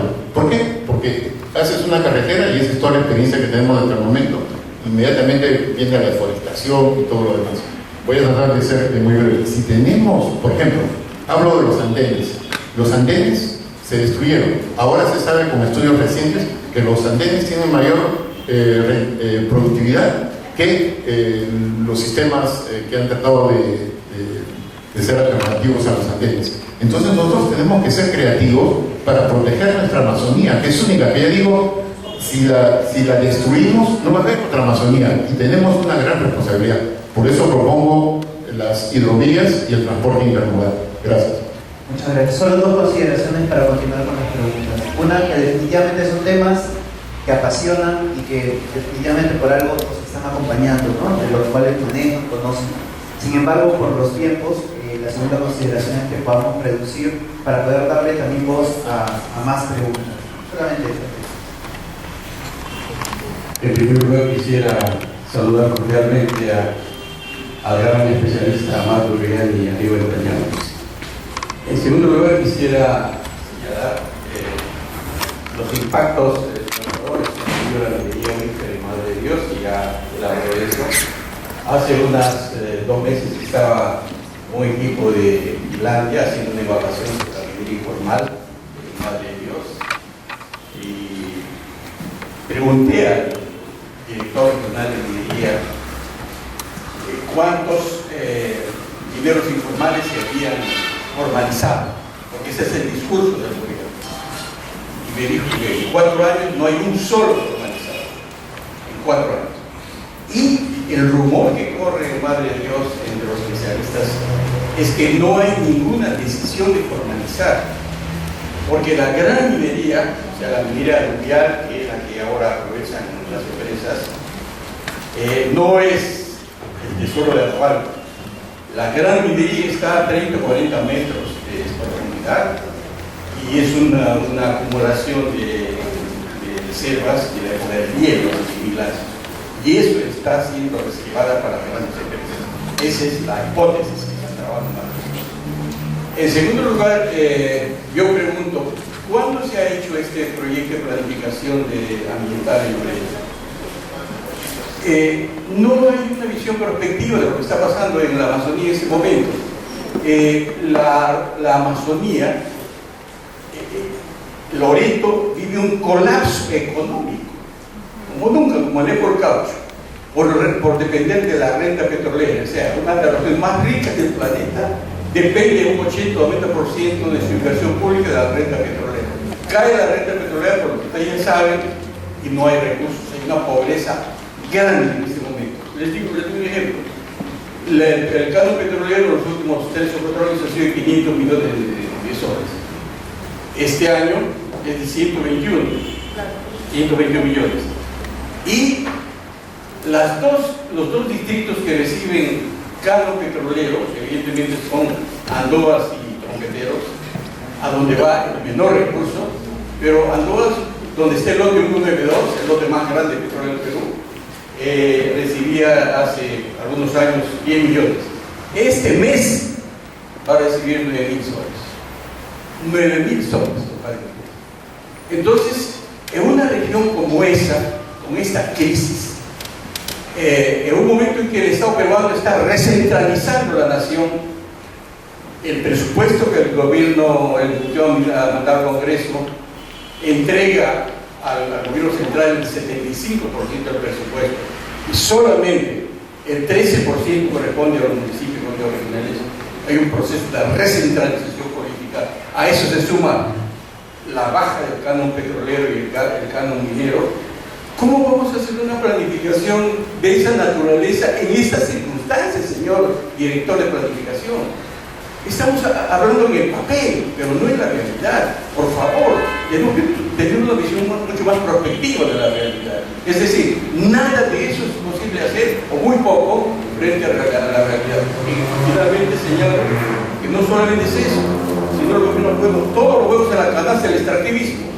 En función de la crisis mundial, hoy en día el Banco Mundial ha relajado los estándares ambientales, acaba de firmarse el acuerdo del Transpacífico, en fin, todas las normas apuntan a relajar los controles ambientales. En esas circunstancias estamos planteando un proyecto de naturaleza que está en el papel. Yo les ruego, por favor, que vuelvan a trabajar sobre lo que está pasando en la realidad y no hacer un proyecto que va a quedar solamente en el papel. Finalmente termino diciendo que 2 proyectos nada más en la Amazonía se han tragado en los últimos 8 años el 90% del cambio de proyectos. El alcantarillado, el tren eléctrico del Pantalma y Urimaba, se puso a ver más. Y Loreto tiene la tasa más alta de nutrición y pobreza, y ese ocupa el último lugar en educación y en cooperación alimentaria, a pesar de la riqueza, que no es una región pobre, sino que el dinero se ha malgastado, se ha dilapidado, y además hemos puesto todos los huevos en la canasta del extractivismo.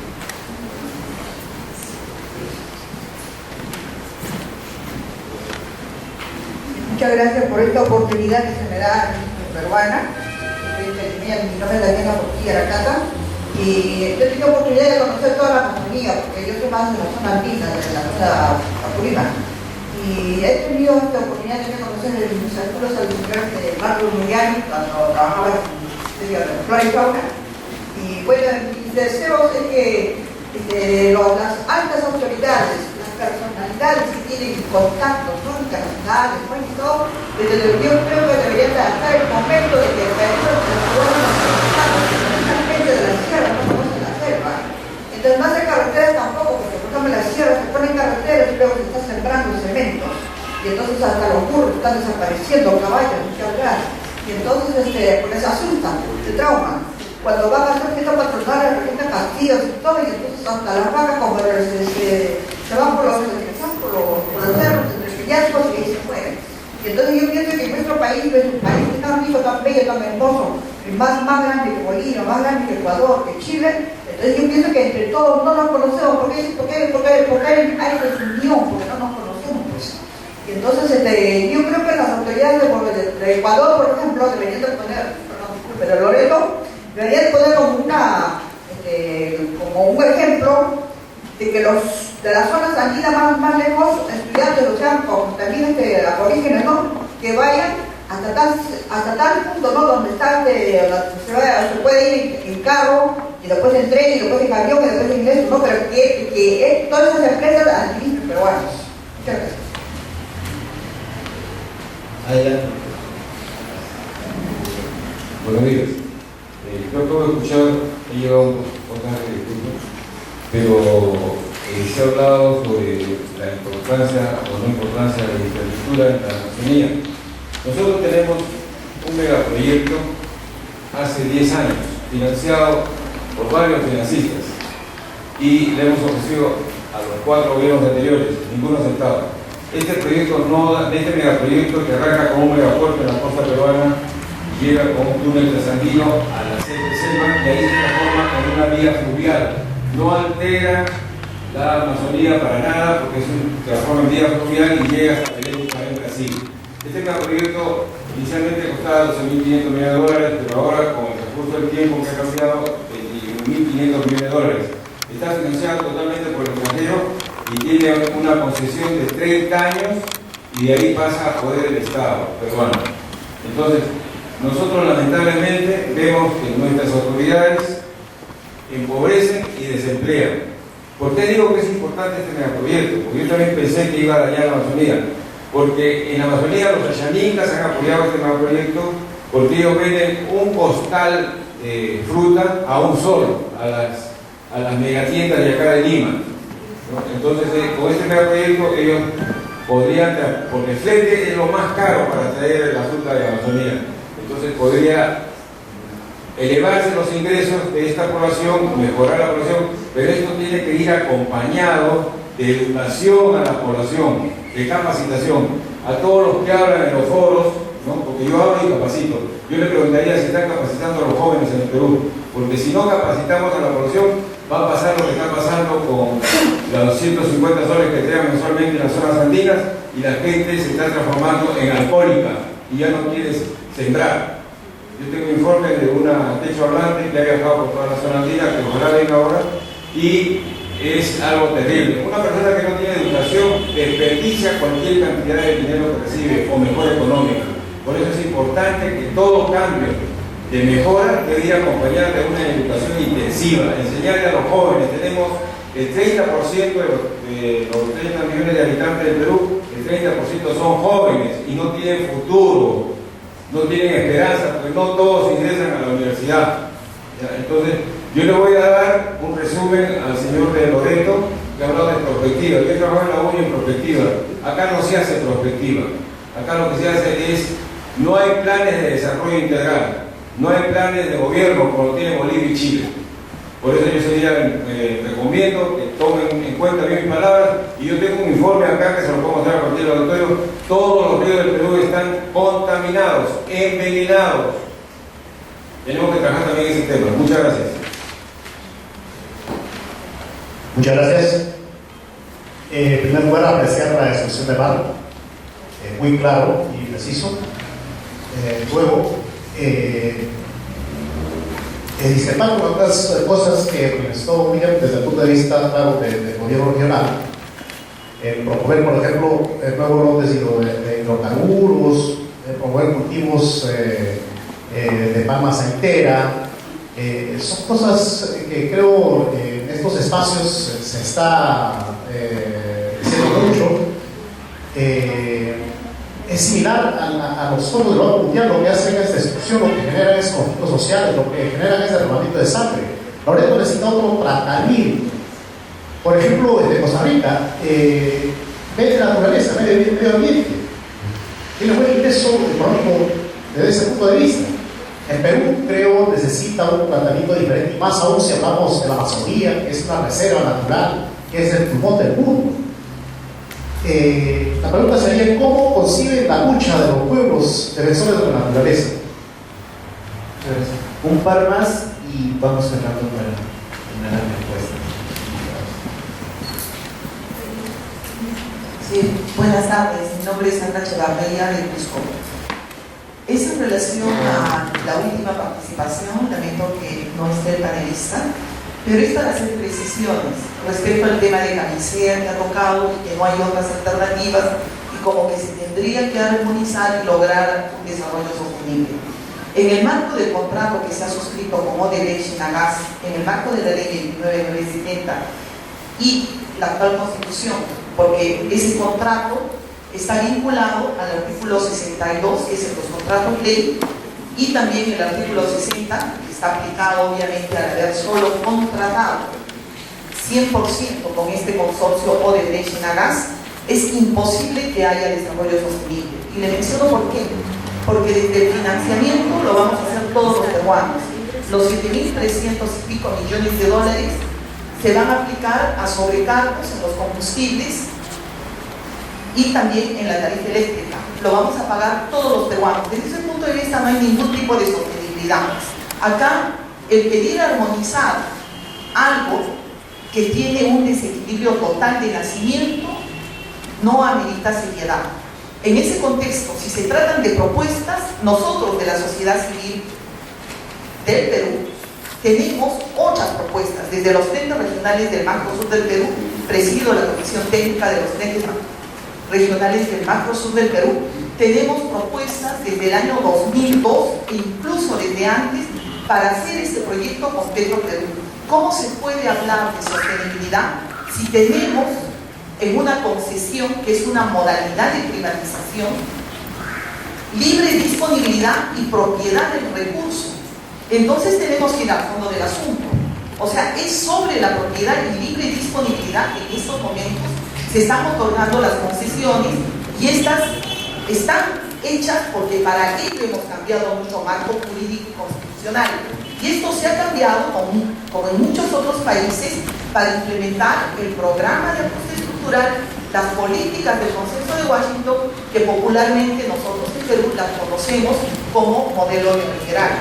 Entonces acá no cabe sino, como decimos en las conclusiones, una serie de pronunciamientos de las organizaciones que conforman los 30 regionales del Macro Sur del Perú, que esto es insalvable, o sea, es parar estas concesiones, que en realidad lo que están haciendo es a cambio de mínimas aportaciones fiscales, prácticamente hipotecar nuestro territorio nacional. Y termino con esto, porque también toquemos el sector minero, que afecta a zonas de ceja de selva y a zonas de serranía. Hubiera sido interesante que en toda la cuestión de los documentos que he encontrado, incluso ayer que ha habido una ponencia similar, se dieran las cifras reales. He revisado los documentos que se han estado distribuyendo acá y en lo que hacen el análisis del sector minero son cifras que, si bien es cierto, son del año 2014, 2013 al 2015 y no se ven las contribuciones de la minería, que se lo digo en dos palabras. En estos momentos la minería nacional aporta con menos del 3% a la recaudación nacional y todos los impuestos indirectos están en el orden de 80%, el IGB en el orden de 60 a 62%. Este Perú lo estamos sosteniendo nosotros con nuestros impuestos. Las aportaciones son insignificantes de toda la explotación minera y toda la explotación de hidrocarburos, y esto amerita un cambio del modelo, un cambio de las políticas actuales para el 2016 y en adelante, porque de lo contrario vamos a hipotecar los próximos 10 gobiernos nacionales a más. Gracias. Vamos a terminar con dos intervenciones que son de las compañeras que adelante ya me habían pedido.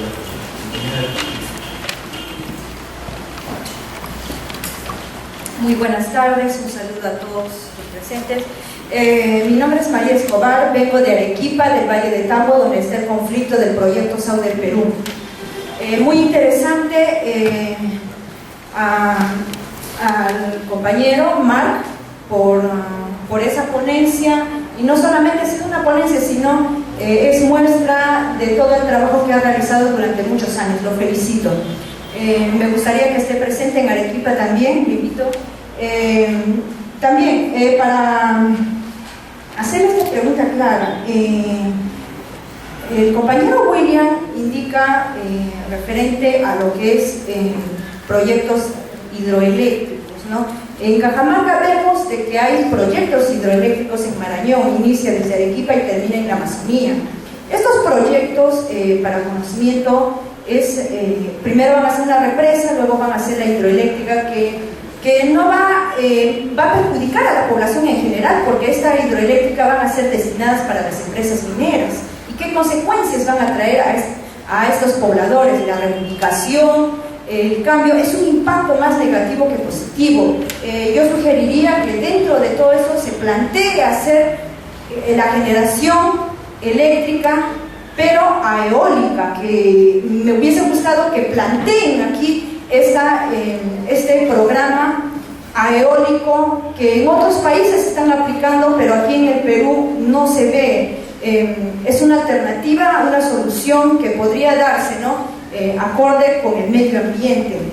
Por otro lado, también en la Amazonía es que indican bastantes planteamientos de lo que son carreteras, diferentes, pero debía hacerse más que todo el plan de ordenamiento territorial para ver en qué zonas deben declararse la intangibilidad, que es muy importante porque ya el pulmón de la zona peruana y a nivel mundial es que está desapareciendo el pulmón. Entonces es urgente la declaración de la intangibilidad de toda esa zona, y no solamente eso, también los valles costeros, las zonas arqueológicas, etcétera, ¿no?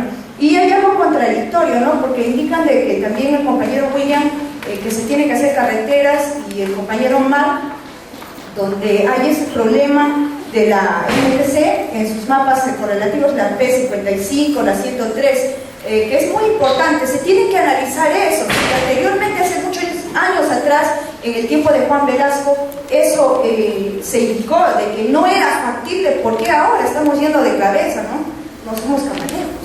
Entonces, más que teoría, yo sugeriría que visiten más que todo la zona de la Amazonía para que vean la realidad del Perú, cómo está pasando, para poder recién lanzar esas propuestas. Si nosotros no conocemos el Perú, de nada va a servir la teoría. Muchas gracias.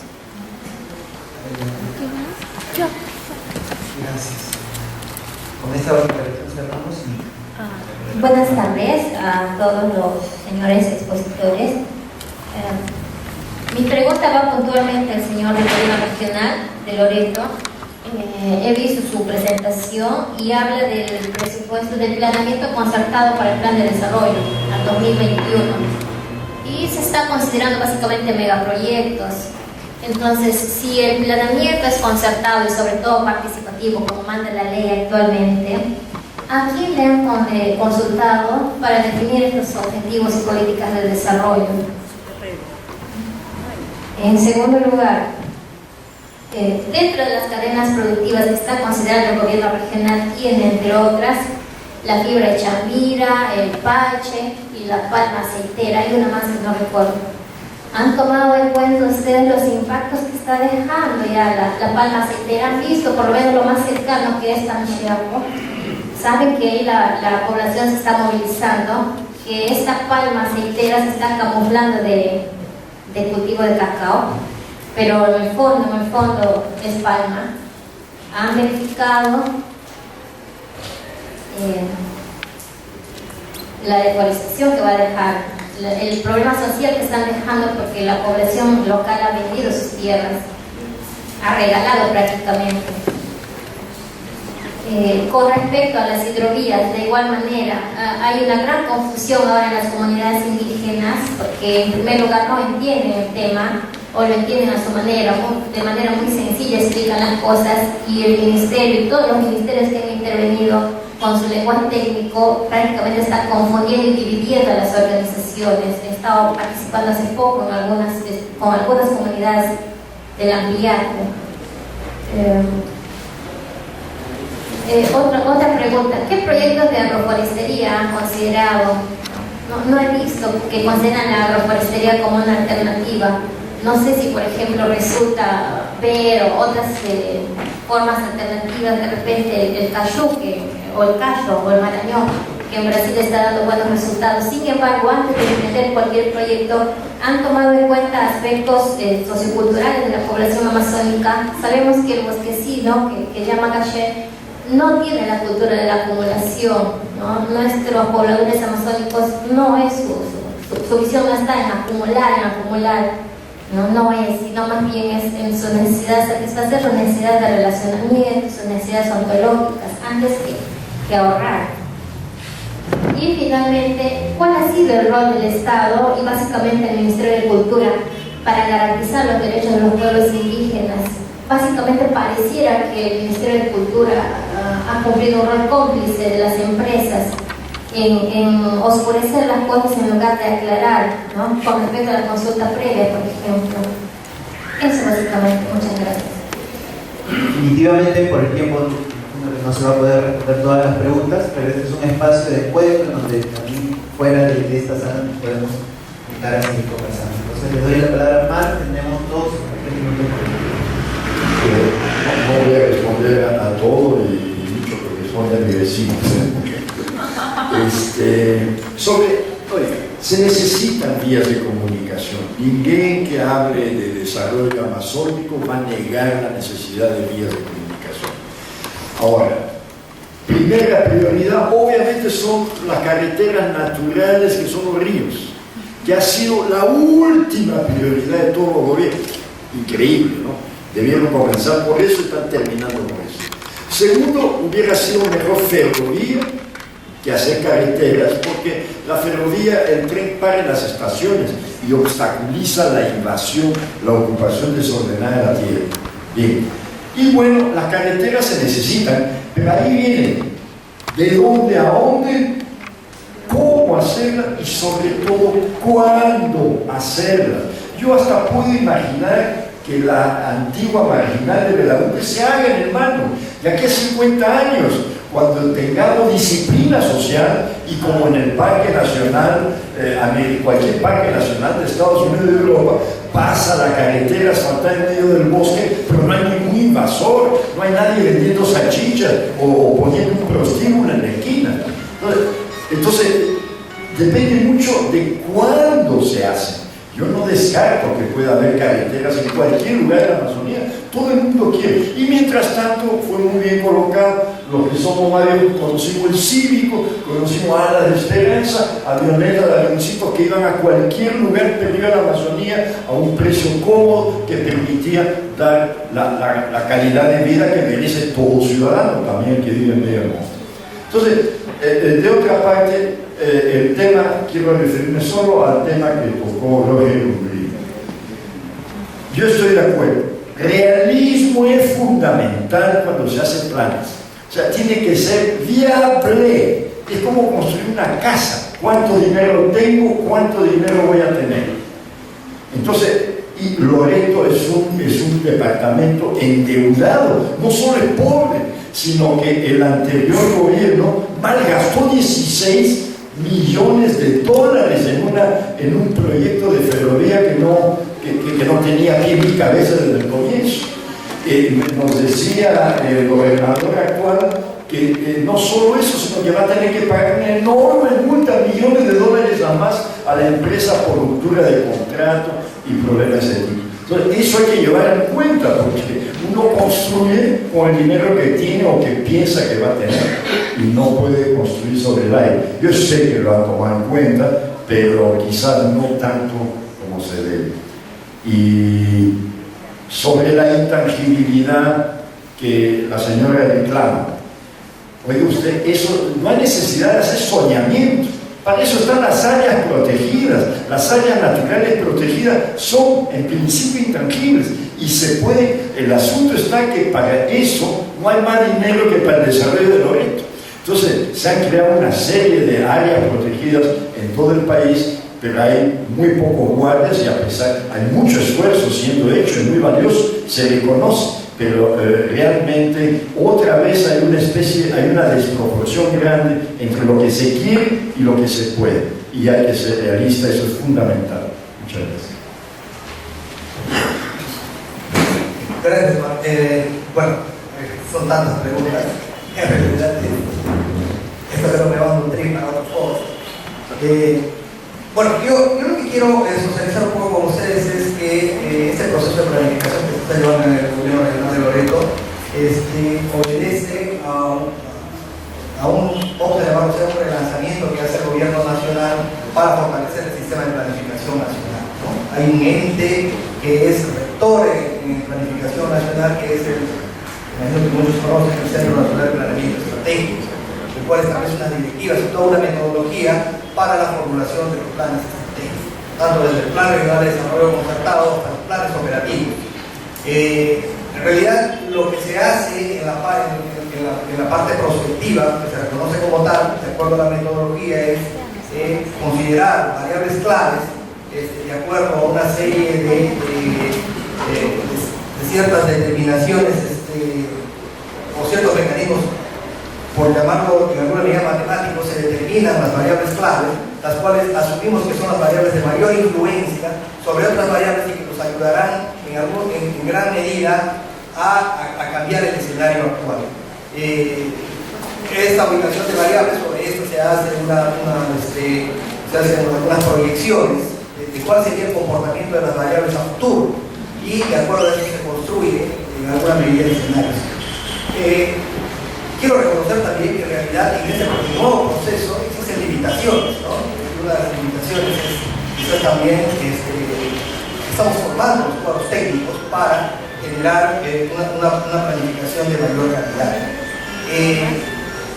Creo que hemos avanzado, vamos a pesar, imagínense, son muchas regiones que están implicadas en el proceso de actualización y formulación de planes, y y Loreto ha avanzado, estamos ya en la fase para elaborar los planes operativos que tienen que ver con la funcionalidad propiamente del gobierno regional y su vinculación con el presupuesto nacional.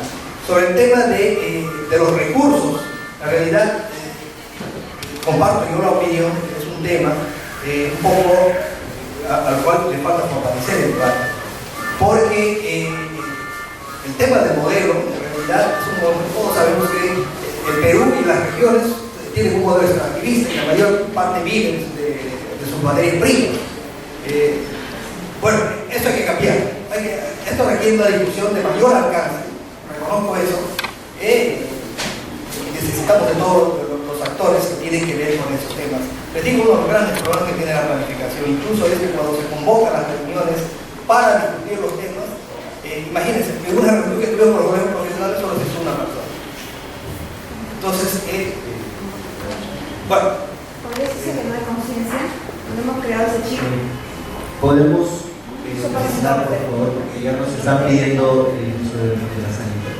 Bueno, gracias. Me faltó también hablar con las cosas que dicen que Brasil está metiéndose mucho en lo que es la parte de la región.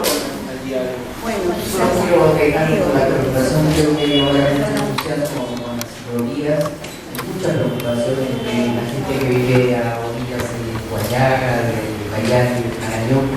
Creo que se necesita mucho más información que la que están proporcionando a la gente y de la que ojalá tenga la empresa que está proponiendo. Es un proyecto que vamos a cofinanciar con el Estado, no vaya a ser que terminemos pagando los tantos rotos porque no se sabe qué van a llevar y traer por esa hidrovía. Muchas gracias a todas y a todos por su participación, por sus preguntas y un aplauso para los invitados.